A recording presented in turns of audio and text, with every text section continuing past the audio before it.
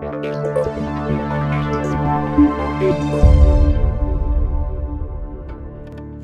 everyone, welcome to the Stride to Freedom podcast.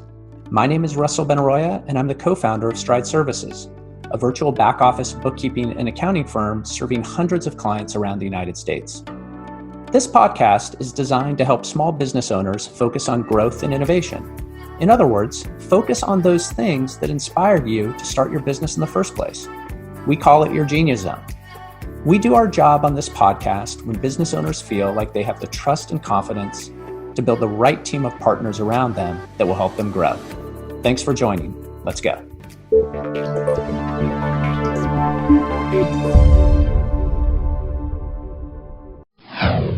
Hey everyone, welcome back to another episode of the Stride to Freedom podcast, where we help business leaders get and stay in their genius zone. I am your host, Russell Benaroya. Stride to Freedom is brought to you by Stride Services, which is an outsourced bookkeeping and accounting firm serving high growth professional service firms like marketing agencies and consulting firms. Our genius zone at Stride Services is helping clients use their data to make better business decisions. And you can learn more about Stride at www.strideservices.com. But let's jump into the episode. I am super lucky today to be talking to my friend Nitya Kirat. Hey, Nitya. Hey, Russell. Thanks for having me. So great to have you. Nitya is the founder of Yoast Consulting and the author of the best-selling book, Winning Virtually. Nitya is like the sales whisperer. He's not a bull coming in with some rah-rah speech as a sales consultant to companies. Nitya, I would say, is a bit of a stoic. He may not say that, but he's a bit of a stoic who helps organizations see the path towards sharing the best of themselves with the right clients that are receptive to the message. How do you get to them? How do you prepare? How do you communicate? How do you follow up? How do you close the deal? This is Nitya's genius zone, and we're going to have the gift and the opportunity to learn from him today. And thankfully, for many business owners that may think they have the best mousetrap in the world, if they don't have the mice coming to the mousetrap, they're not going to be that successful. So let's jump in with Nitya and learn about successful selling strategies. What do you say, Nitya? Shall we rock and roll? Let's do it. All right. Tell me first and foremost about this book that you wrote, Winning Virtually. It's a tactical book. It's an actionable book, and it's gotten some great reviews on Amazon. Why was it the right time to write this book, and what's been the result of doing so? Yeah, thanks. And I know we had spoken as I was getting started on the book, Russell, and I appreciate your advice and input as I began that journey. The book came about, it's Winning Virtually, 10 Tiny Habits for Big Virtual Selling Success. When COVID happened last year, I noticed people struggled to take the effectiveness and success they had selling in person to selling over Zoom. This was,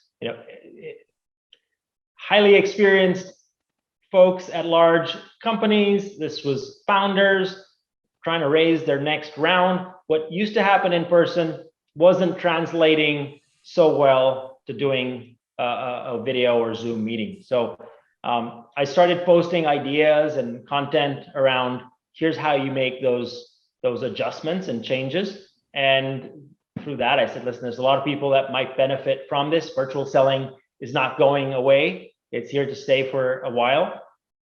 And that was the genesis. And, so that's why the book came out at the time that it did. It wasn't really something I was thinking about. I think this is what people would find helpful given where we are right now.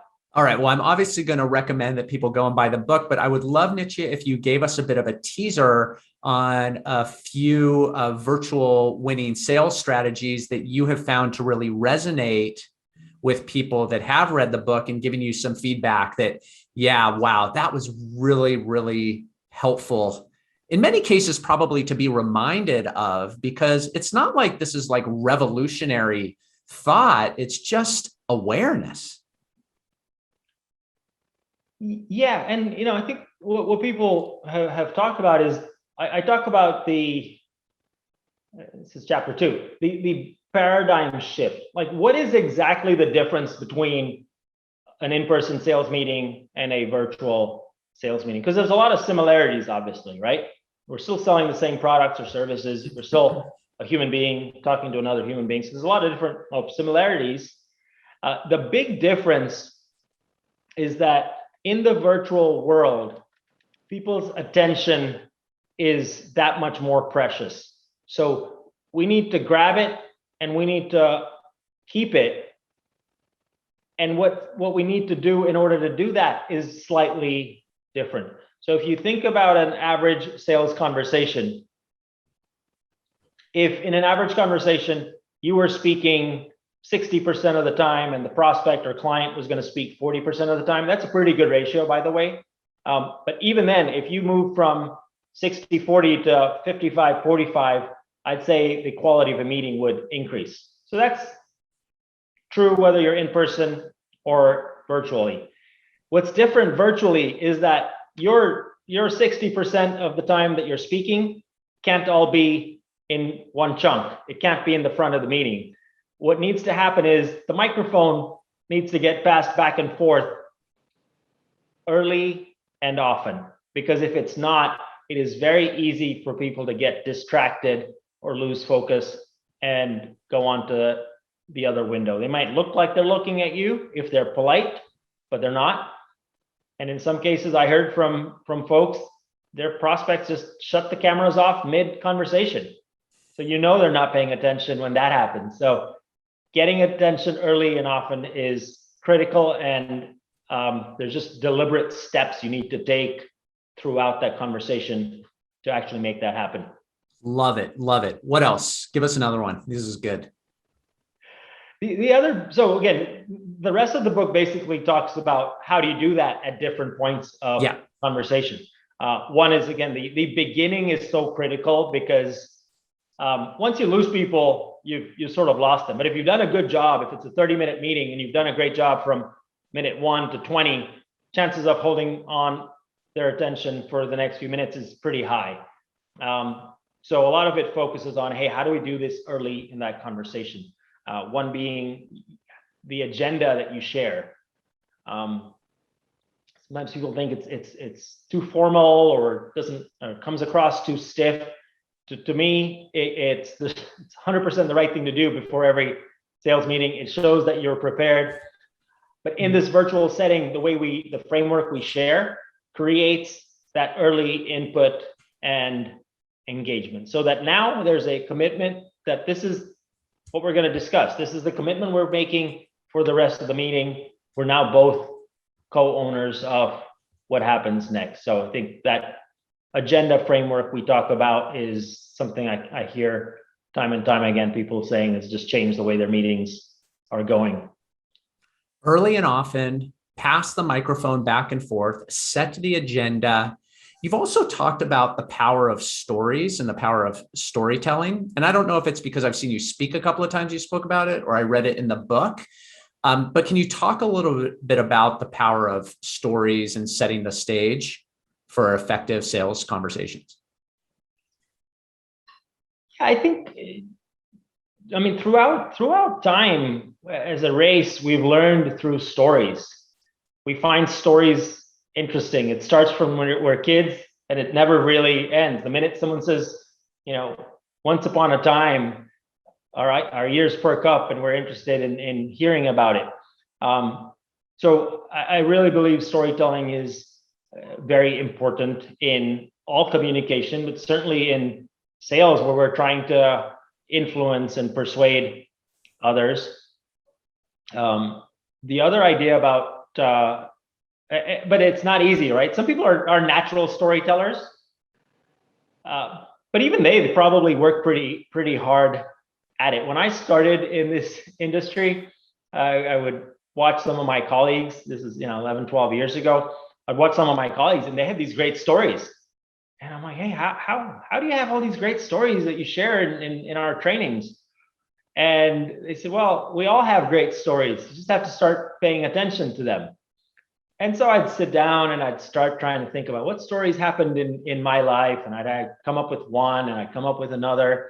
Now I've got 5 or 6 pages of stories. Almost anytime I went to an airport, I saw something or something happened, or the cashier was extra nice or extra rude. And I'm like, oh, here's a story that could be relevant. So I just think people find it a lot more interesting to hear about what happened to you when you had to change your kid's diaper for the first time, which is one of my favorites, versus let me tell you how great our sales training is. No, I love it. And what about in selling virtually? What do you think about screen sharing, like sharing slides versus not sharing slides, but really trying to create the human connection as best as you can? I'm curious if you could share some perspective on the effectiveness of screen sharing or not.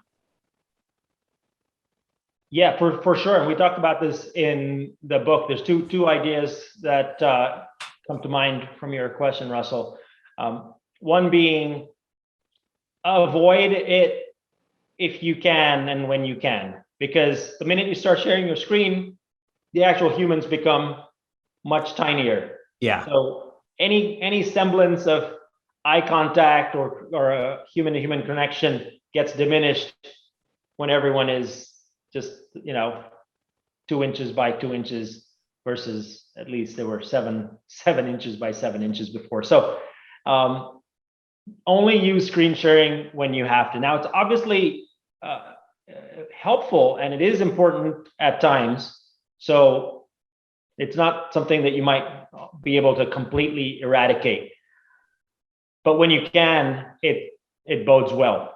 And even if you have slides, the beginning of your meeting and the end of that meeting, rarely do you actually need slides for those portions. I've seen people have, the beginning of the meeting and it basically says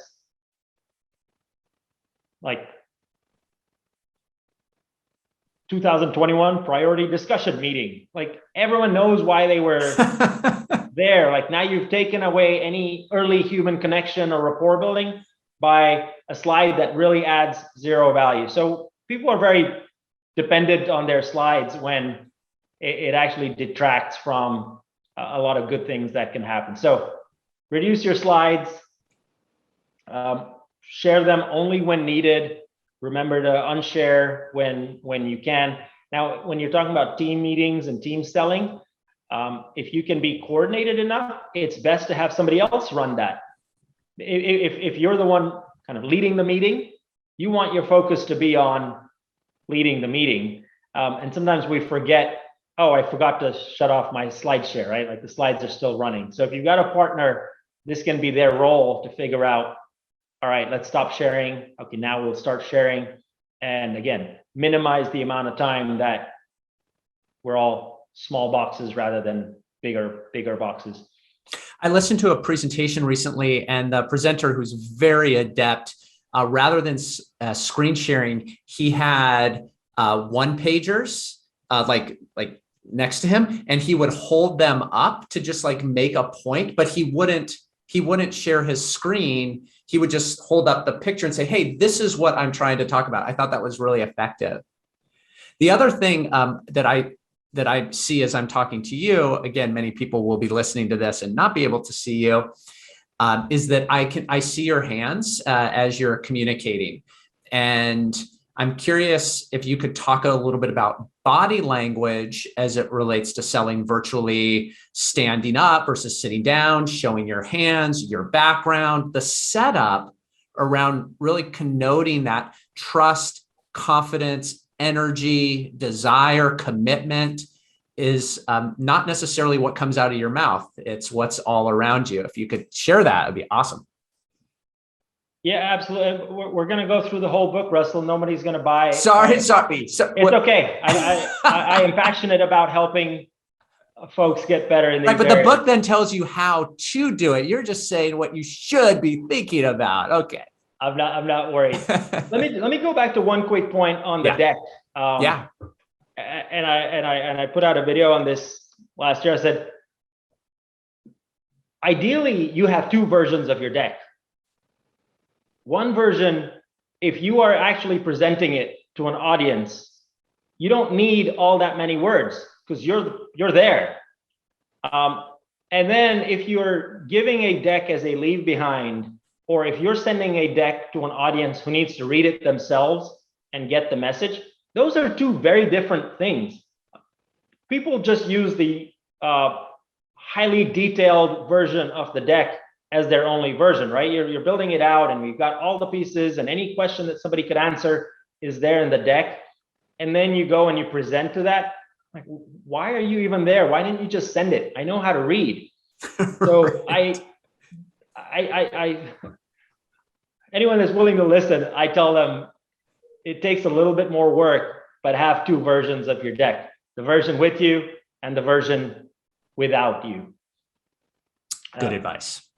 To your point on body language, again, that's something most people know how to do, but it's slightly different in the virtual world. For one, eye contact. That's a tricky one. Are you looking at the camera or are you looking at the eyes?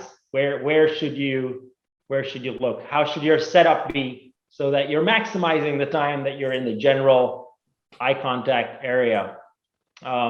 That's one big one. Obviously, energy. It's easier to be energetic when you're sitting across someone in a room. You just need to be aware and do what it takes to drive that energy in a virtual setting. And by energy, it doesn't mean you don't need to be a cheerleader or rah-rah, but you need to be the driver of the energy that you want to be the prevalent dynamic in the room. So I think it's just a little bit more work because you're sitting in front of a screen or you're sitting at a desk, to be conscious and do these little things, the eye contact, remembering to smile, using your hands in the right way, because all these little things matter. Yeah. The micro, I read a book I really enjoyed, The Charisma Myth, by Olivia Cabane, I think, and she talks about the micro expressions. Like, there's these little muscles that we don't control. They're subconscious, based on the thoughts that are in our mind. And I thought that's just another one to be aware of, because we used to say, all right, if I have a meeting at 2:00 that finishes at 3, my next meeting will need to be at 3:45 or 4 because I got to get it back across town. Now it's 3 to 4, 4 to 4:30, 4:30 to 5. We don't create these breaks to recalibrate our mental state, and it comes through. You can tell when someone's exhausted of being in front of Zoom and versus they love what they do and they're excited to be there. Speaking of micro expressions, my wife told me recently, as she happened to overhear me on a call, she said, Russell, you're very good at asking questions, but one thing that you do after somebody has answered, or when they're getting to the tail of the answer, you say, yeah, like, yeah, got it. Yeah, got it. And as if like I'm trying to close them down so I can ask my next question. So it isn't lack of curiosity, but it is this unconscious desire to want to keep moving. But the downside of that, according to my wife, is that I'm signaling or maybe minimizing the message that they're trying to send, because I'm saying, yeah, like, got it. Like you could have finished 10 seconds ago. I didn't need, I got it. Great. Let's move on. And when you said micro expressions, it got me thinking about how we behave on line, even in these little micro moments, the ums, the yas, it starts to wear on the other party over time. Just being aware of these things and working on them is an opportunity. I don't know what you think. I wanted to make the point of not cutting you off. Right. And I'm so scared of silence on the podcast. Yes, you nailed it. Okay, you got me. Thank you. We're spending a lot of time with clients, especially lately. Everyone here knows that listening is an important communication skill. I don't think you'd have one listener who would disagree with that. And yet, if you go through your calendar so far in 2021, how many hours have you blocked off on your calendar to practice this highly critical communication skill? Tells you a little bit about the problem in our world as a whole, right? We're not good listeners. And we can get better. It's not rocket science. So true. The other thing I'm thinking about, the last thing I'll probe you on, and then we'll talk about Yoast and how you're specifically working with clients today. Talk about the affirming, I'm going to say affirming the close or affirming the next step. When you and I are in person in a sales relationship, I will see at the end of the meeting, we'll say, hey, great, here are the next steps. We'll shake hands. Maybe we affirm the next step. And we're subconsciously, well, and I suppose consciously connoting a commitment, right? Like if I shake your hand, there's maybe, right? There's something as a next step. But when you get off a Zoom call, it's a little harder maybe sometimes to affirm that shared agreement. And I'm curious if there are any strategies or tactics for virtual selling that would help close a call more effectively. Not necessarily it's a closed sale yet, but close a call. So now you've got me to chapter 10. Really, there's no reason for anyone to buy the book. Yeah. So obviously the handshake is one element of it, but I don't think that's not what makes or breaks the deal, right? Clients come to us and ask for, hey, we want our team to be better closers. We want to close more business. It's rarely, here's what you do to close. Here's the magic thing you say. Most of the time, it's everything that happened from before the call to the beginning of the call, in the middle of the call, and the questions you asked and how well you listened. All of those things lead you to a pretty easy close at that point, or at least a pretty or a higher conviction on whether it will close or not, right? Versus well, I gave my pitch and now I'm going to pose this question and it's going to be a yes or a no, and we'll see what happens.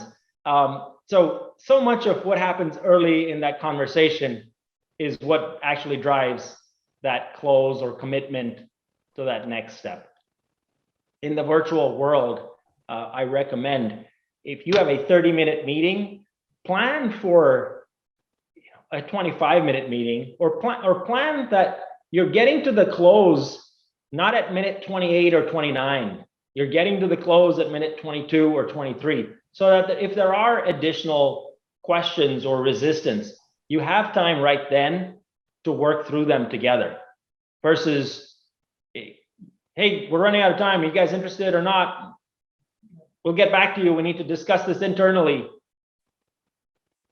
And you have no idea what just happened, and the Zoom ends. So in person, you might still have a walk to the elevator together, or you're leaving the restaurant together.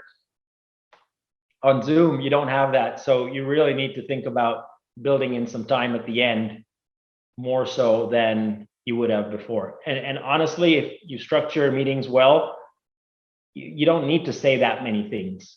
You should be able to end earlier in most sales meetings that I've seen. Great advice. And you touched on another important point, which is don't try to pack in everything into a single call. Like, well, maybe just getting back to your point of set the agenda. Here's what we want to accomplish today. Here's what the desired outcome is, to be at a point where we determine some next steps together or whatever. And then allowing enough time to talk about those next steps.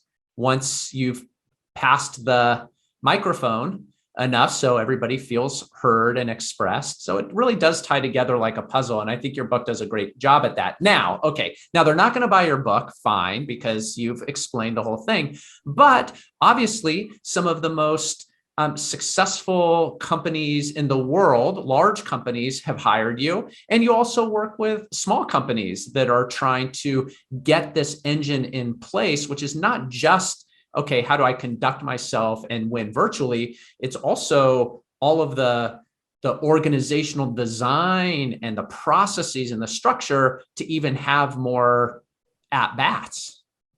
So maybe you could talk a little bit about, as the owner and founder of Yoast Consulting, how you come into companies and help them, and what is the pain that they're feeling when they reach out to you in the first place. Yeah, thanks for teeing that up, Russell. You earlier on you mentioned getting the mice to the mousetrap. To the mousetrap.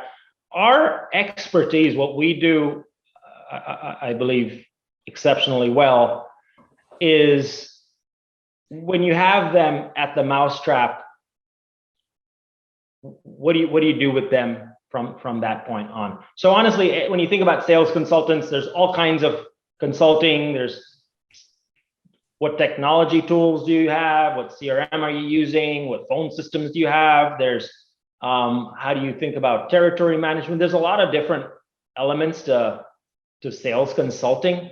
Our focus is on your team of human beings, so not e-commerce necessarily. Your team of human beings is having conversations with other human beings, and the quality of those conversations has a direct correlation to the success of your company, right? So whether that is, it's taking us eight meetings to close the deal, we'd like to shorten that, to whether that is, we have X number of final pitches, and we're only winning 22% of that. We'd like to increase that to 35%. That could be a huge impact on our business.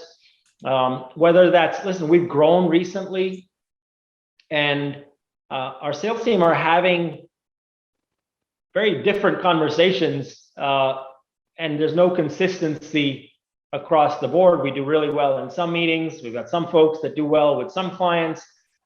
We'd love to have a more consistent path that we can then scale and hire and train on. So those are a couple of the kind of situations that we help our clients make progress with. It's really, what's the business goal we're trying to achieve? In order to achieve that, what conversations do we need to get better at? We need our team to get better at. And then we build very customized training and coaching programs to help achieve, to help change those behaviors and achieve those goals.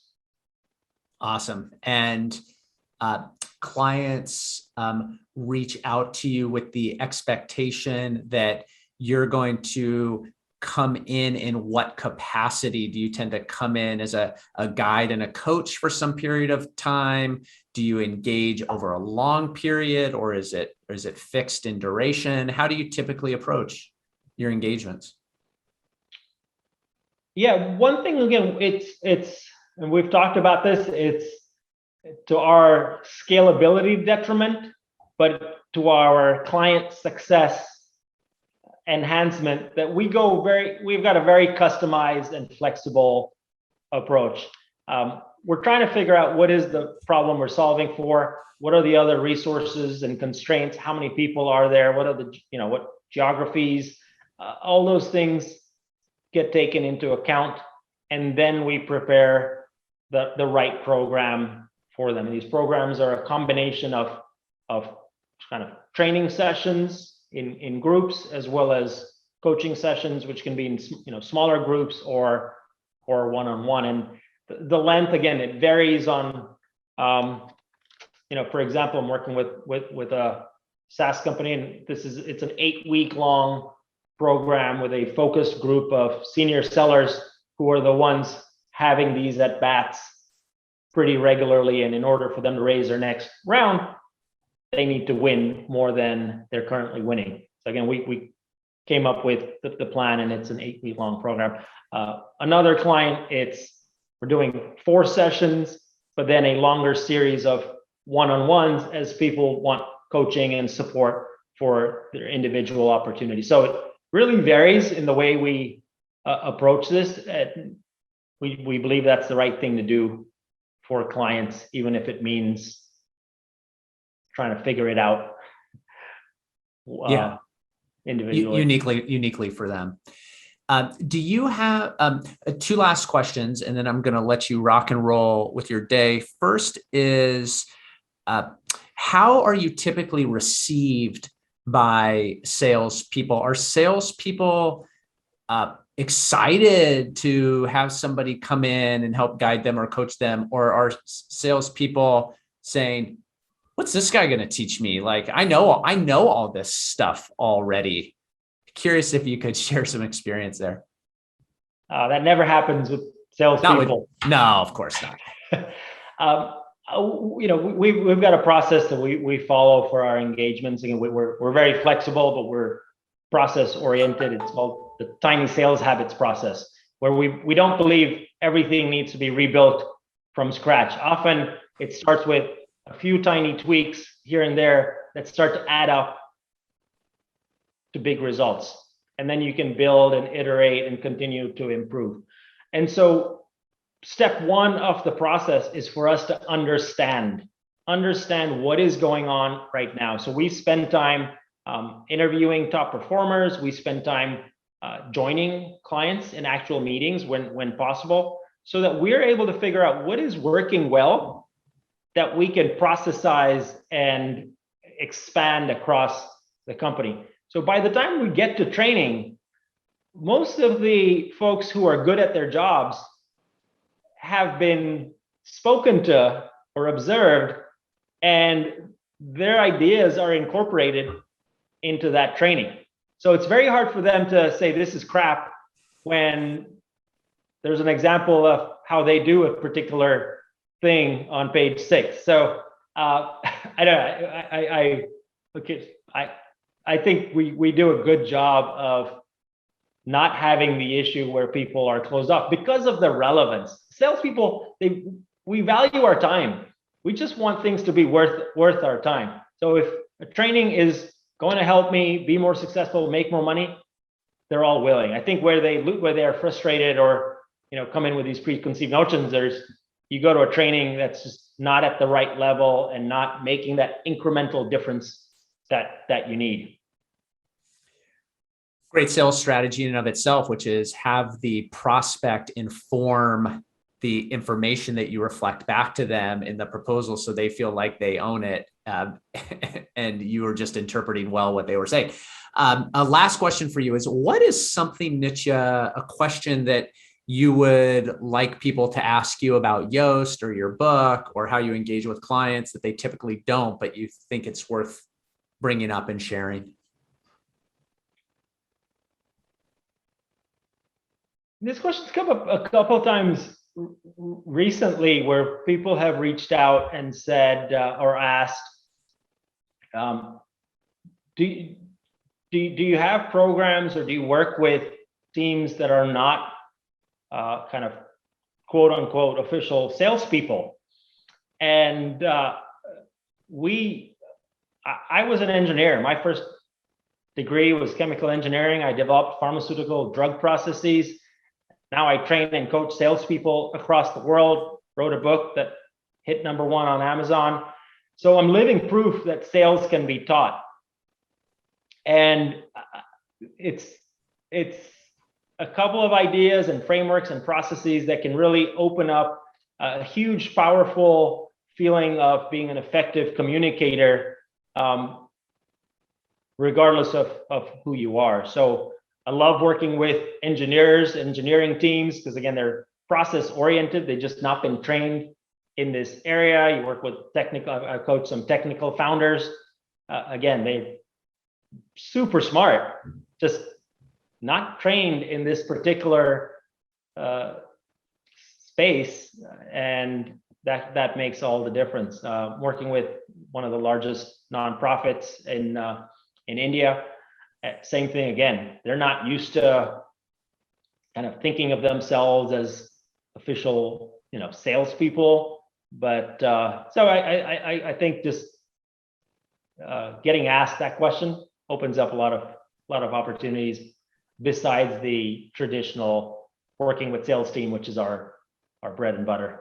Bread and butter. Well, this is the perfect question to end on, because what I wanted to reflect back, something that you said earlier is, hey, we're human beings engaging with other human beings. I mean, this is really what you help facilitate and create connections on, whether it's virtual or it's in person. So whether or not you happen to be wearing the hat of a salesperson or the hat of an engineer or the hat of a project manager, this is all about how we communicate with each other and read each other and respect each other and lead authentically in how we communicate with each other to come to some kind of shared agreement. Now, if you're trying to sell something, that shared agreement is a transaction, but oftentimes there's a whole lot of selling that's happening internally in an organization where it's really about selling each other on your ideas or selling each other to try to get more resources.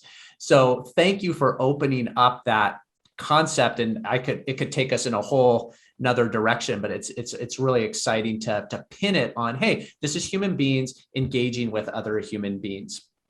You'd appreciate this because a lot of times in our training, in our programs, I hear, wow, this is so much more helpful in my personal life as well, or I'm using this all over, not just for my sales calls. And Russell, you believe in our lives as holistic, and to me, that just, I don't know, I feel really good when people feel better about how they communicate with their spouses and partners and kids just through using some of these same ideas. It's so powerful. I was talking to somebody yesterday about the work that I do in and around finance. And I said, if it was just about the numbers, this would not be interesting to me. I actually think finance is about a reflection on your humanity and the decisions that you make and the impact that has on the world around you. It just happens to be reflected in the numbers. Let's use the numbers as a way to unlock the conversations that help us be better human beings and build better companies. And I hear that screamingly from you in the work that you do. And so thank you for being here today. It's definitely a gift for us on this podcast to have you share a bit of your expertise as a consultant, but also your accomplishments, Nitya, as an author, to share the keys of this book that I think will be an accelerant for many people's businesses. I really appreciate it. Thank you so much for having me, Russell. Always a pleasure. Look forward to speaking with you soon. All right, everybody, have a great week, and we will talk to you next time on the Stride to Freedom podcast. Talk to you later.